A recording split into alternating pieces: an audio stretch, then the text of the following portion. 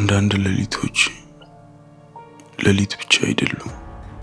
አብርሃም እባክህ አትሂድ፣ ከሄድክን ይጨነቃለሁ። አብርሃም፣ አንተ አብርሃም። ሰዎች አብርሃም ብለው ይጠሩኛል። ይቅርታ አድርግልኝ። ማለት የፈለግከውን ነገር በግልጽ ብትነግረኝ። ማለት የፈለግኩትንማ በቃላት ከምነግርሽ በተግባር ባሳይሽ። ሽሽትን የዳኝነት ካባ ልብስ የጽድቅ ስራ ታስመስለው። እነሱን ሳይሆን ራስን ለማዳን ነው እየሸሸ ያለው። የጠራዎች ለጉዞዬ ስም እንድታወጭለት አይደለም፣ ይህን ደብዳቤ ለፋና እንድታደርሽልኝ ብቻ።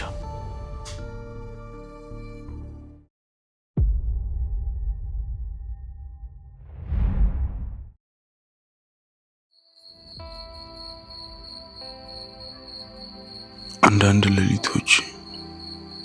ሌሊት ብቻ አይደሉም።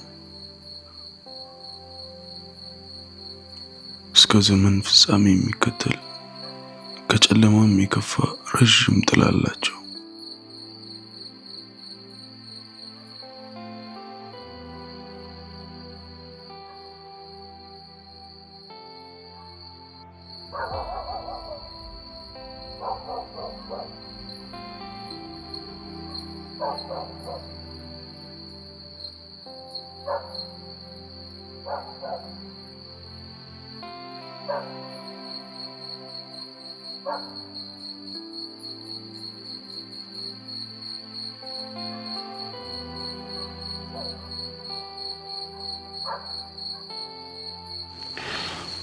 ማዬ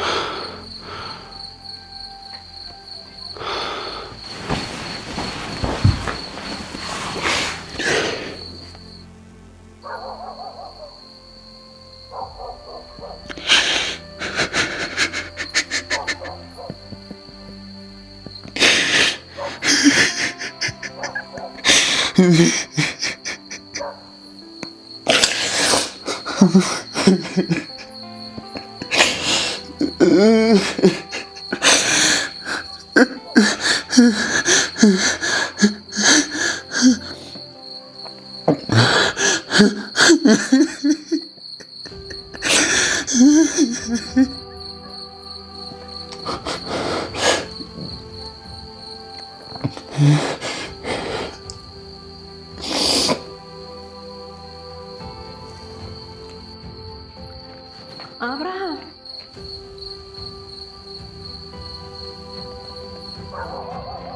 አብርሃም፣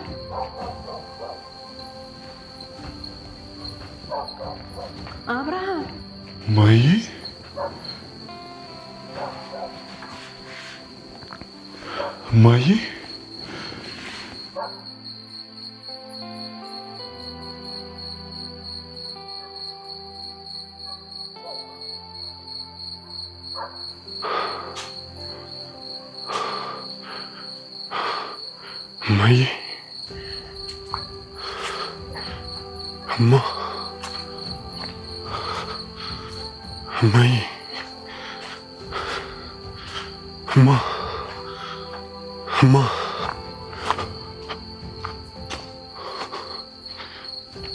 ማዬ ወዴት ነው የምትሄጂው?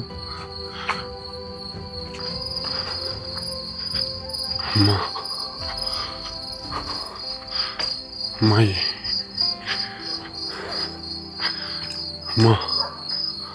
የእናት ሞት ለሁሉም ሀዘን ነው። የሞቷ ምክንያት መሆን ግን በጋለ ብረት ላይ በባዶ እግር እንደመደነስ ነው።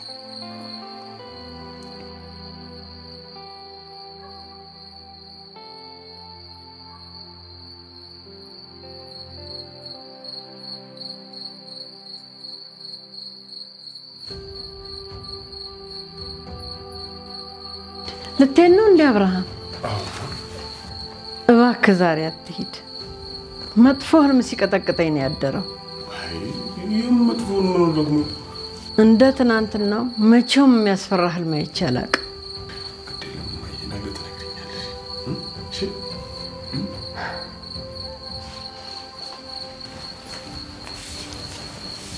አብርሃም እባክህ አትሂድ። ከሄድክ እኔ እጨነቃለሁ።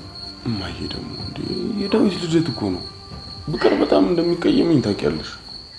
ከሄድክ እኔ እቀየምሃለሁ።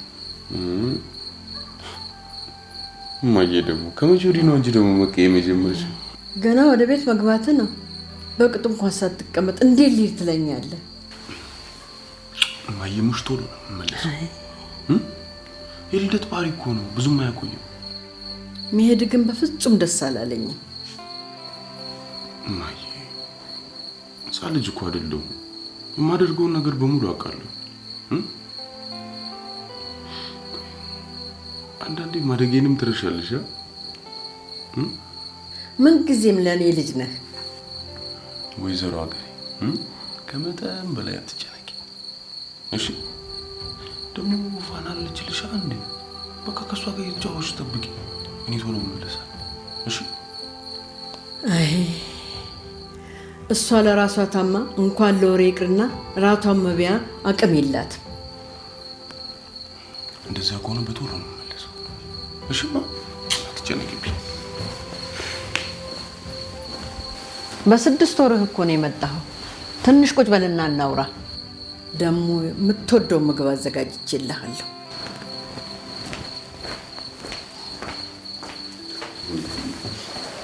እማዬ ደግሞ እየጠበቁኝ እኮ ነው።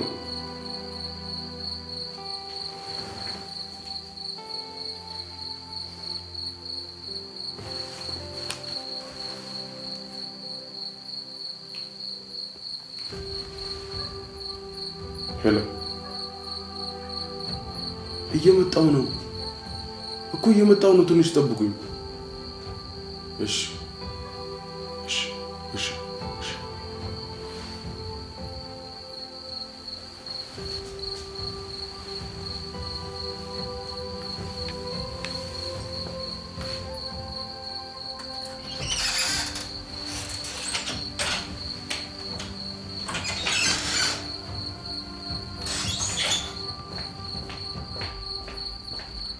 ወይ ልጄ ወዴት ሄደ? አብርሃም አብርሃም!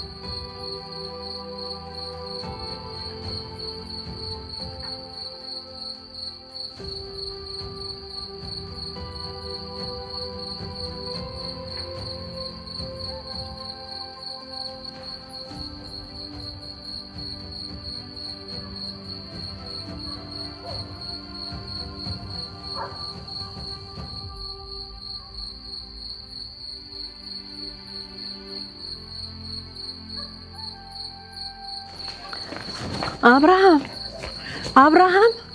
አንተ አብርሃም! ሰዎች አብርሃም ብለው ይጠሩኛል። እኔ የማውቀው አብርሃም በዛች ምሽት ከእናቱ ጋር መሞቱን። እዚህ ጋር የተቀመጠው እሳት የማያሞቀው የቀዘቀዘው በደሜ ነው። አንዳንድ ሌሊቶች ሌሊት ብቻ አይደሉም።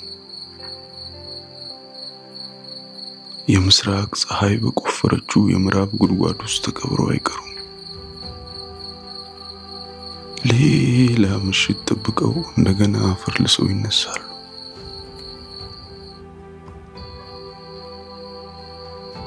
አንዳንዴ ጨለማን በእሳት ወጋገን የማይሸሽ ጨካኝ አውሬ ይሆናል።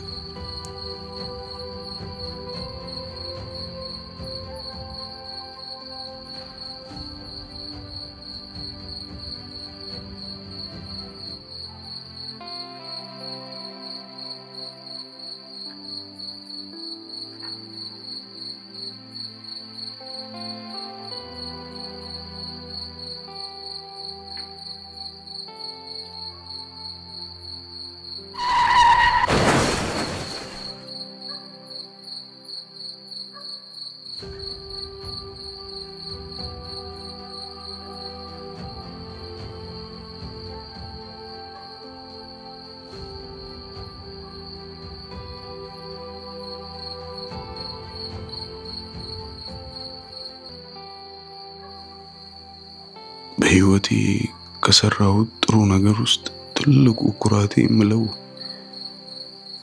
ሁሌም የእናቴን ምክር መስማቴ ነው።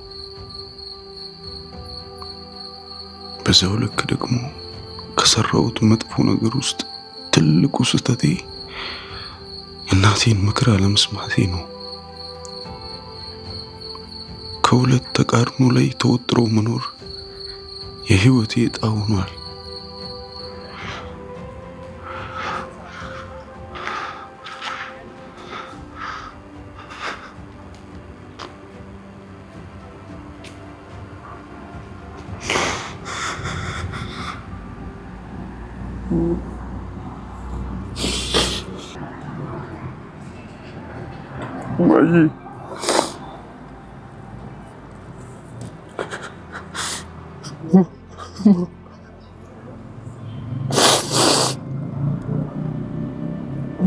ማን ነግሪኝ?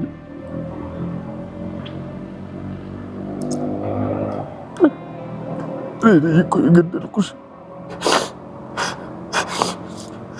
እኮ ገደልሽ ማየ የገደልኩሽ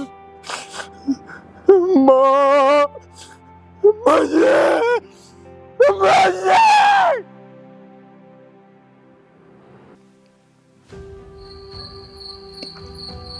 መቼውን ከዚህ ስራቴ ነፃ የምወጣው? ቆይ መቼውን የህይወትን ትኩስ ሙቀት ድጋሚ የሚሞቀኝ? መቼውን የጠዋት ፀሐይ ወጋገን የማየው? ኧረ መቼውን ከመቃብሬ አፋፍ ላይ የትንሣኤ ሙታንን ነጋሪት ጆሮ የሚሰማው?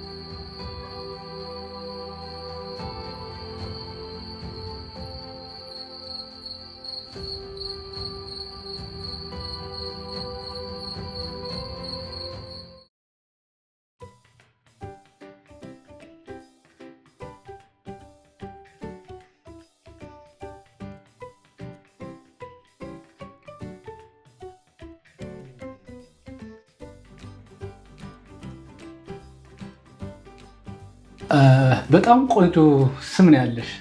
አመሰግናለሁ።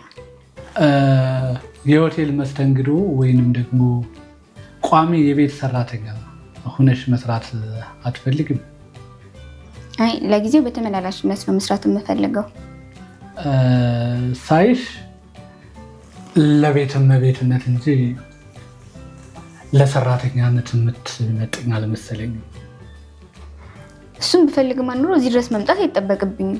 ሁሉም እኮ የሚፈልገውን ለማግኘት ያው የማይፈልገውን ማድረግ ግዴታ ነው። ያ ደግሞ ላንቺ አይጠፋሽም። ይቅርታ አድርግልኝ። ማለት የፈለግከውን ነገር በግልጽ ብትነግረኝ። ማለት የፈለግኩትንማ በቃላት ከምነግርሽ በተግባር ባሳይሽ የበለጠ ይገባሻል። ለመሆኑ ፍቅረኛ አለሽ? ከስራው ጋር ምን ያገናኘው? የአንቺ ስራ መመለስ እንጂ መጠየቅ አይደለም። ያዘዝኩሽን ካደረግሽ ስራ በቶሎ ታገኛለሽ። ምንድን ነው የምትጠይቀኝ? ምንድን ነው የምታዘኝ? እኔ ያህል የተወሳሰበ አይደለም። የምልሽን ነገር ካደረግሽ ከችግርሽ ልትገላገይበት የሚገባ በርከት ያለ ገንዘብ ልታገኝ ትችያለሽ። ብቻ ያው ሁሌ የምታደርጊው ነው የምታደርጊው።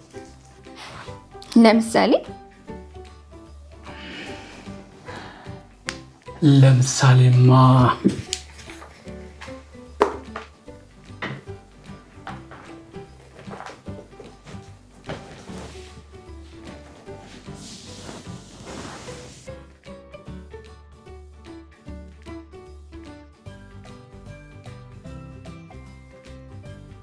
የምፈልገውማ ልብስሽን እንድታወልቅ ነበር የኔ ቆንጆ።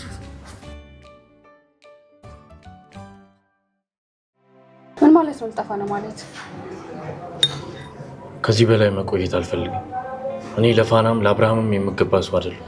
ስደውልልኝ እኮ ስለ ጉዳያችን የምናወራ መስሎኝ ነበር። በመነጋገር ያለፈን ስህተት ማረም አይቻልም እና በመሸሽ ነው ማስተካከል ይቻላል። እየሸሸው አይደል። ፋና ከኔ የተሻለ ሰው እንዲገጥማት መንገድ እየለቀኩላት ነው። ፍቅሬ ሊያደርግላት የሚችለው መስዋዕት ጥሏት መሄድ ብቻ። ያንን በጸጋ መቀበል የምትችል ይመስልሃል?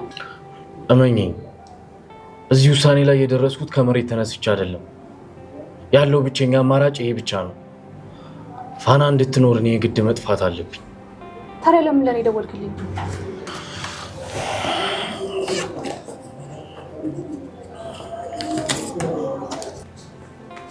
ለዚህ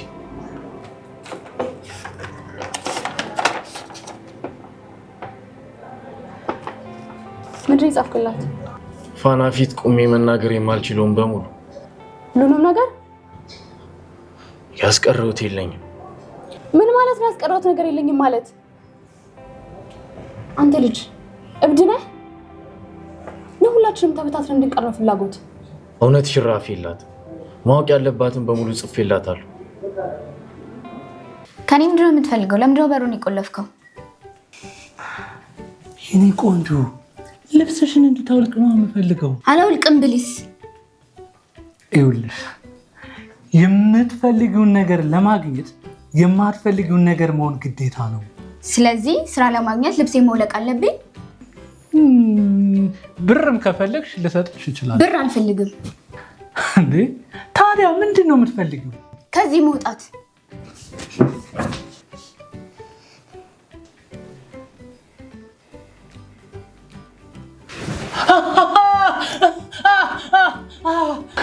የቸገራት ሴት ሁሉ ቀሚሷን ትገልጣለች ያለ ማን ነው? ይቅርታ።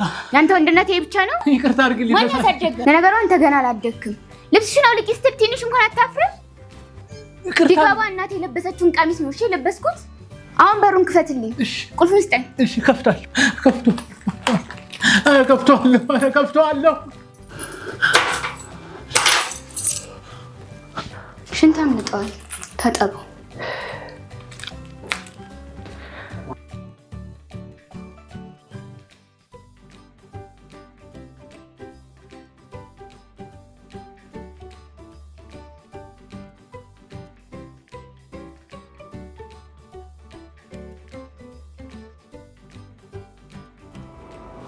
ዳዊት ይሄ የንስሐ ደብዳቤ አይደለም፣ ቦምብ ነው። ይሄ ደብዳቤ እዛ ቤት ከገባ ማብቂያ የሌለው ጦርነት ነው የሚፈጠረው። የጦርነቱ የመጀመሪያ ሟች ደግሞ እኔ ነኝ። ራሄል፣ ሁላችንም እየሞትን። ይሄ ደብዳቤ ደግሞ የመጨረሻ እስትንፋሴን የተነፈስኩበት ህመሜ ነው። ህመሜን ነው እንድታደርሽልኝ የጠራሁሽ። እኔም እኮ ህመምተኛ ነኝ። ይሄ ደብዳቤ ደግሞ ጨርሶ ይገለኛል። ከሞትን ቆይተናል። ሰው ይዘን ላለመሞት ነው እየጣርኩ ያለሁት። ሽሽትን የዳኝነት ካባ ልብስ የጽድቅ ስራ አታስመስለው። እነሱን ሳይሆን ራስን ለማዳን ነው እየሸሸ ያለው። የጠራሁሽ ለጉዞዬ ስም እንድታወጭለት አይደለም። ይህን ደብዳቤ ለፋና እንድታደርሽልኝ ብቻ። ፋና ህመምተኛ መሆኗን ረሳኸው እንዴ? የጊዜ ጉዳይ ነው። ፋና አንድ ቀን ይህንን እውነት ማወቁ አይቀርም። በፍጹም ማወቅ የለባትም። ስለዚህ ጉዳይ ማንም ማወቅ የለበትም። የሰራሁትን ስህተት ተሸክሜ ፋና ፊት መቆም አልቻልኩም።